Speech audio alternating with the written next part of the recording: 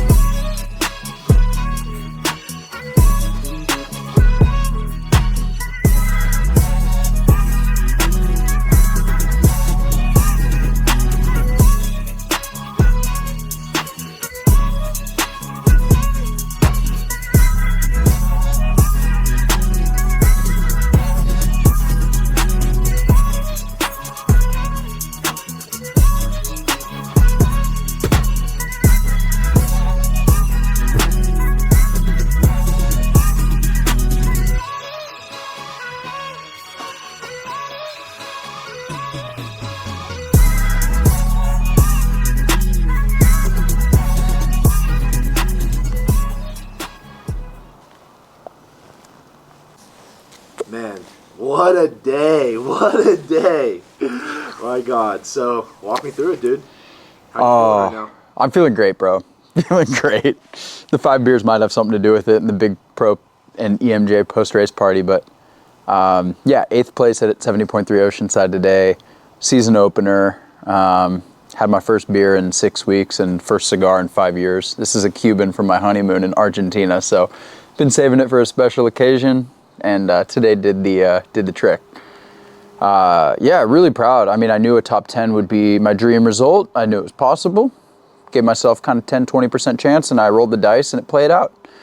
Rode really, really hard, and hung on for life on the run. And you know, I've said this before in earlier videos, but when I set a goal and I achieve it, it feels like I've won. And crossing in 8th place today felt like I won the race, and I was just so pumped to have that result. It really solidified that I can race amongst the best, and that the approach to training and everything I've sacrificed has been paying off, and I'm seeing steady improvement. So it just feels great, man. Walk me through the whole day. Start with the swim. Yeah, swim was harbor swim, of course. Moved from the ocean, so we started off 70 guys across in a small little section. Got pretty chaotic. Gun went off and it was just full gas to the first buoy. I went absolutely all out, got really pumped up, and I think I slotted myself into the main front pack pretty quickly. I noticed that Dubrick and Sharp and one other guy who I didn't know, who turned out to be this German amazing swimmer, had gotten a pretty huge gap on everyone, and I knew I wasn't bridging up to those 3.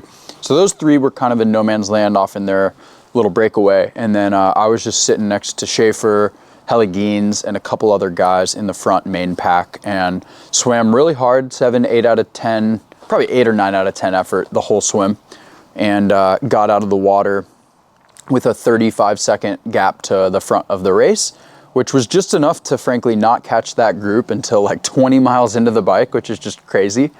But yeah, really solid swim, pretty uneventful, really happy with how I hung tough into that group. Great transition too, right?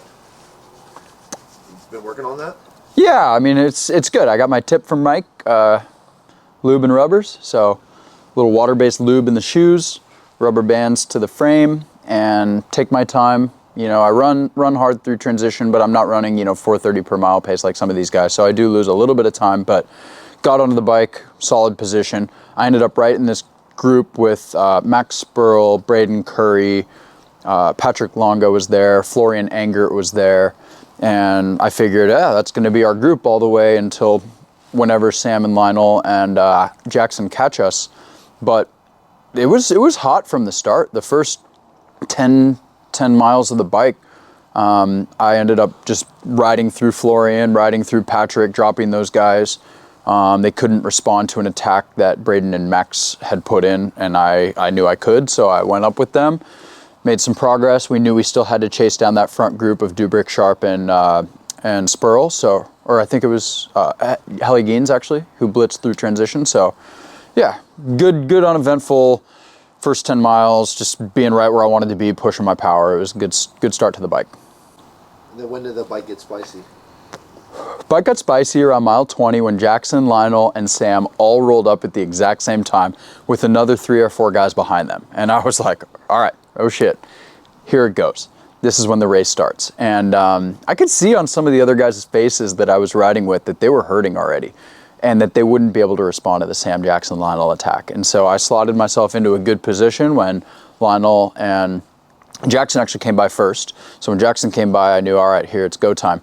I've been here before, Indian Wells with Jackson and Sam, Oceanside last year with Jackson and Sam, and I knew just from my heart rate, it was just lower than last year, like 10 beats lower.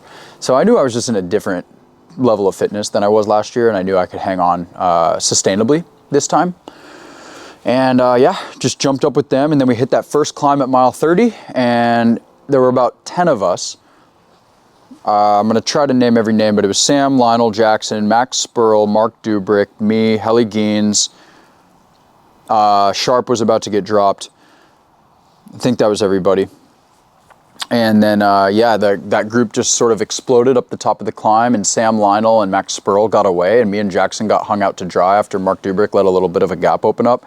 So Jackson went around in no man's land and tried to bridge up, and then I went around and I said, all right, I can sit back in this group and let them go and ride really comfortably, or I can take a huge risk and try to bridge myself up to the Lionel Sam group, and I think I can hang on with them if I can get up there. And I did 5 minutes at 392 watts. I looked at my training peaks today, which is definitely the highest 5-minute power I've ever done in a 70.3, and I was burying myself, like absolute like FTP 5-minute power test level, just destroying myself, heart rate so far above threshold, like making noises, screaming at myself, like during one of those just like gnarly trainer sessions that you do, like a VO2 max type test. And yeah, it was one of the coolest moments of racing I've ever had, because I could actually see the time coming back, and it was basically Jackson versus Sam versus me, all trying to see who could hold each other off. And Jackson caught up to that group, and I knew it was possible, so then I ended up getting up to that group. And once I got on, it was about 320 watts all the way in that 5th wheel position, which was just comfortable enough for me. I mean, it was probably what I would have been riding if I was solo TTing by myself. But then when you get the benefit of 5th wheel, and I don't know what the hell Sam and Lionel are pushing on the front, but probably 40 watts higher, I was in the perfect position to just maximize speed. And by the time we got off the bike at mile 56, we had opened up a 2.5 minute gap to Helly and I think 5 to 8 minutes on almost everybody else in the field, which was crazy. And I knew, okay, I got off the bike in 5th place. I might be running for a 15th place or a 12th place, at least in my head. That's kind of where I thought, you know, I'm like, oh, well, 6 guys are going to come run 110 behind me. And yeah, the run just sort of started from there. But I knew I was confident. It felt really good, and I had risked it, but I hadn't blown up. And my legs felt okay, and I knew, all right, here we go. This is exactly where I want to be. You gotta prep for when they come in, bro. I'm like, what kind of energy do I want to give Justin? How far away? Let's go, Justin! Let's go, baby. I think Justin is in 5th place right now. 5th, bro. He's smashing. Riding with Sam and Lionel, which is exactly where he wanted to be. So we're about to be at T2 here, and it's about to get down. So how do you think Justin's race is going so far? Awesome. I've been tracking him. Are you proud of Great him? job. Yeah, of course. Win or My lose, boy. we're always proud of Justin. My boy. I know. Ellie's behind him. What do you predict Justin will run today? He'll crush himself. He has the mentality, though. We saw you coming off the bike with the top dogs, and I wanted to know what that felt like. Dude, it felt amazing. I mean, I've been looking up to those guys since I started the sport at age 23 as an amateur, going 5 hours and 45 minutes in my first 70.3. Like, I've always just been a huge fan of the sport, and I still think of myself as an amateur. I've got a job. I just look up to these guys. I watch every video they all post. And so it was definitely a pinch me moment coming off the bike with them, realizing like, damn, I'm in the mix with some of the best riders in the world. I mean, it was crazy. It was just crazy. So I'm grateful and felt like, damn, I've really worked hard for this, but it was a little bit like surreal. I've chased them down and blown up, but to actually come off the bike in a position where I was like in control was a new experience for me. And I hope I can do that again at the next races. Let's go, Sam!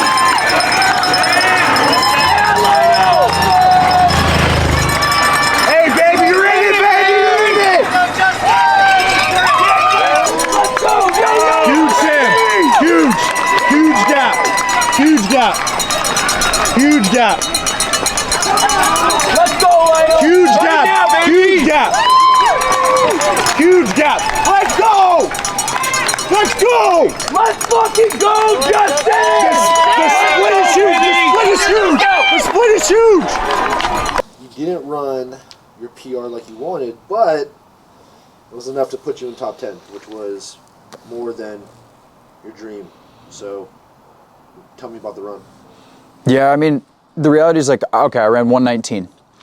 And I've run 118 here twice, but I've never ridden 330 watts or 323 watts. I should be very specific. 323 normalized power with 41 minutes above 350 with a ton of surges above 400. Like, the reality is my run has come a long way. I just haven't ridden easy enough to be able to show it. My legs were so smashed from mile 1. And I actually ended up getting a migraine between about miles 2 and 5. And I've had migraines. I have a history of migraines. I had them 3 years ago. And the first thing that happens is I get an aura and I lose my vision. And so, you know, you were out there filming and cheering me on, and I'm like, dude, I can't see. And so I ran the second and third mile with my eyes closed because I was afraid I was going to pass out. And then I grabbed a Martin with 100 milligrams of caffeine. And about 10 minutes later, it sort of started subsiding. But between miles 2 and 5, it started becoming blurry and my cognitive function was declining, and I didn't know where I was really or what mile I was on. And I honestly thought I was going to DNF. It was a pretty dark spot. My legs felt okay. I was still running well, but mentally it was really weird, really weird experience. So I got to figure that out. I had some neck pain from being in TT position. I haven't ridden that much outside. So there were a few little things I can tweak, but glad that I got on the other side of that. And then on the second lap, I was fading. My legs were smashed. I didn't feel like I was running that hard, but I was strong. I was in control. My heart rate was reasonable. And I just got through it and, finished pretty strong. Helly Geens, Braden Curry, and Mark Dubrick were the 3 people to pass me. And if you told me, hey, you're going to get off the bike and only 3 people are going to pass you, I'd be really happy, right? Like sometimes I've been in these races where 10 guys pass me. And so it was a really cool experience just to be able to be in the mix and hold off some really big names that were running real fast.